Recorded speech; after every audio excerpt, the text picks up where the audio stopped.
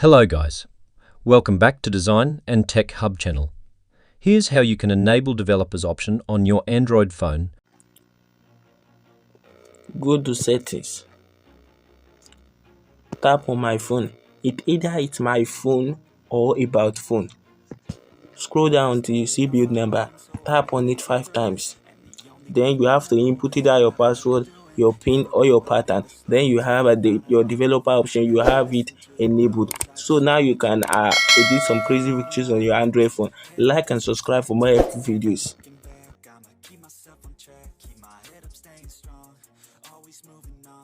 Feel I don't belong, tell my thoughts to move along, push myself to be the best, die with no regrets, live with every breath, see my message start to spread.